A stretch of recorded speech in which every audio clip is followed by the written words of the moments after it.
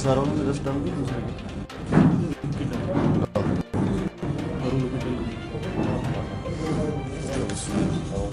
Sir शुरू करें जी। Sir आप प्रेस कॉन्फ्रेंस की है, आरोपी पकड़ा है ये गोलीकांड का, क्या मामला पूरा नाम क्या है, कहाँ रहता है? जी, आज जिस संदर्भ में हम प्रेस कॉन्फ्रेंस कर रहे हैं तो एक घटना 9 जुलाई की बल्लभगढ़ की है, जिसमें बल्लभगढ़ में शहर के अंदर मार्केट के अंदर एक जैन किराना स्टोर के ऊपर एक लूट की वारदात को 3 नकाबपोशों ने अंजाम दिया था।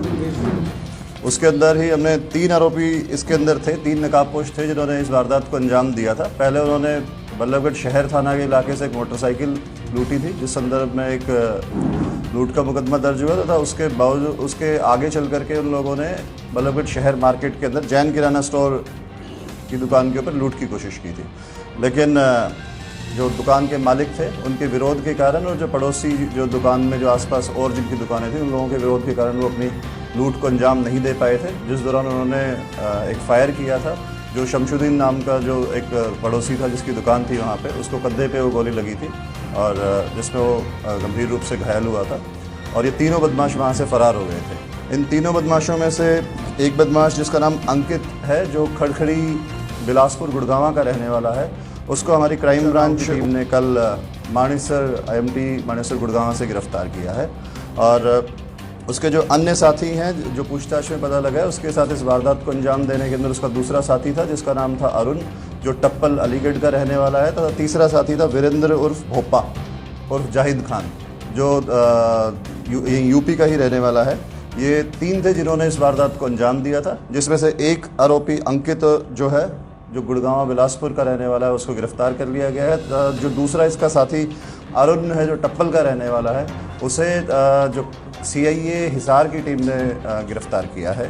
तो अभी इनमें से 2 आरोपी गिरफ्तार हो चुके हैं। एक हमारी टीम ऊंचा गांव फरीदाबाद की टीम ने क्राइम ब्रांच ने गिरफ्तार किया है और एक जो दूसरा आरोपी है वो हिसार में गिरफ्तार हो चुका है। गोली किसने चलाई सर? इसमें जो गोली चलाई थी वो वीरेंद्र उर्फ भोपा, जो तीसरा आरोपी है, उसने फायर किया था, क्योंकि उसको वहाँ पे सामना करना पड़ा था लोगों के विरोध का, तो इस वजह से उसने बचने के लिए वहाँ पे गोली चलाई थी। और जिसके अंदर जो शमशुद्दीन नाम का जो दुकानदार था वो इतना पढ़ा लिखा ऐसे कहाँ आए?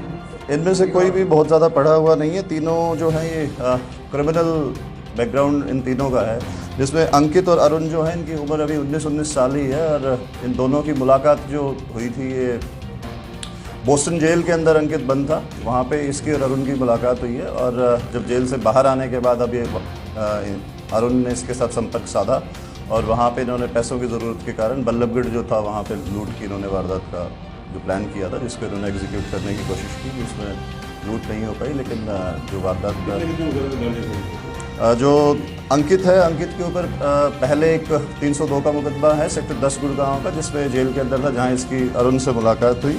और अरुण के ऊपर 8 मुकदमे दर्ज हैं, तथा जो वीरेंद्र है, वीरेंद्र के ऊपर 6 क्रिमिनल केसेस दर्ज हैं।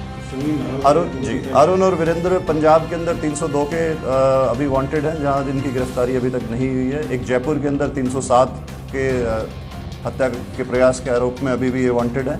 और हिसार के अंदर एक 302 हत्या और एक 307 जिसमें हत्या के प्रयास के मुकदमे हैं, जिनके अंदर अभी तक ये वांटेड है। सर, जो 2 की मुलाकात जेल में हुई थी, तीसरे की मुलाकात कैसे हुई? अंकित और अरुण की मुलाकात जेल के अंदर हुई थी और वीरेंद्र और भोपा जो है ये अरुण का दोस्त था, पहले से ही केसवार थे, साथ में केस के अंदर शामिल रहे थे। उस अंकित से मुलाकात पहले बोस्टन जेल गुड़गांव के अंदर ही बनी। तो अंकित पर कितने मुकदमे दर्ज है? अंकित का पहले एक मुकदमा 302 का था, उसके बाद अभी जो बल्लभगढ़ के अंदर 2 मुकदमे हुए हैं, जिसके अंदर इनको गिरफ्तार किया है। टोटल 3 मुकदमे अंकित। तो ये जेल पे थे दोनों? हाँ, अंकित भी बेल पे था और जो अरुण है ये भी बाद में बेल पर था। तीसरे आरोपी कब तक पकड़ा जाएगा?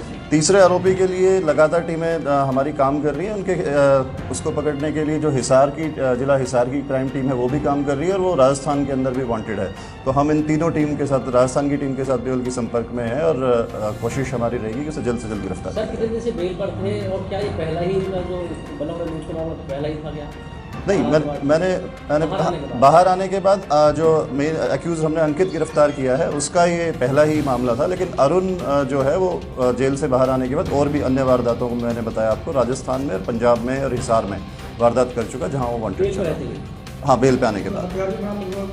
नहीं, अभी जो अंकित है, अंकित के पास कोई हथियार बरामद नहीं हुआ है। इसको हम इनका जो माननीय न्यायालय में पेश करके इनका रिमांड लिया जाएगा और वहाँ से रिमांड के दौरान जो असला उसमें यूज़ हुआ था उसको रिकवर करने का।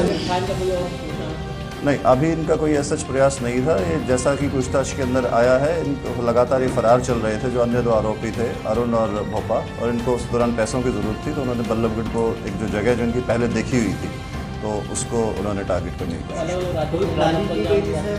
कोई प्लानिंग की थी या एक सर्जन की दुकान में खोली? नहीं, ये ऑलरेडी उस दुकान को जो अरुण है, ये पहले ही बल्लभगढ़ में इसका आना जाना रहा है, तो उसको अंदाज़ा था वहाँ पे, तो उसके दिमाग में था कि वही दुकान इन्होंने टारगेट की थी, वही इन्होंने वारदात करने की कोशिश की थी। जो अंकित है, इसकी उम्र 19 साल है, अरुण की उम्र भी 19 साल है, जो वीरेंद्र उर्फ भोपा है, उसकी उम्र लगभग 36 साल है। ये दोनों पकड़े थे? जो अंकित जो है, इसको हमने IMT गुड़गांव से क्राइम ब्रांच टीम ऊंचा गांव ने, और जो अरुण है उसको CIA हिसार की टीम ने अरेस्ट किया। अंकित जो पीछे है। जी।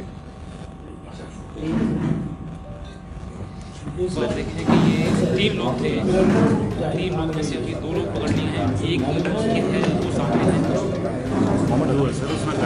उसने बेसिकली हिंदू है, लेकिन उसने धर्म बदल करके अपना नाम ये कर लिया है। और इस तरह की जो वारदात हैं वो लगातार शहर में बढ़ती जा रही है। अभी एक तो वो अरेस्ट नहीं है, प्रशासन के हाथ और बेसिक वैसे वो हिंदू था, लेकिन उसने धर्म बदल करके अपना नाम जाहिद खान कर लिया।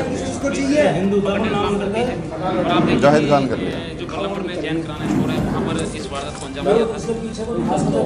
सर बहुत जल्दी ऐसी घटनाओं के साथ जुड़े हैं।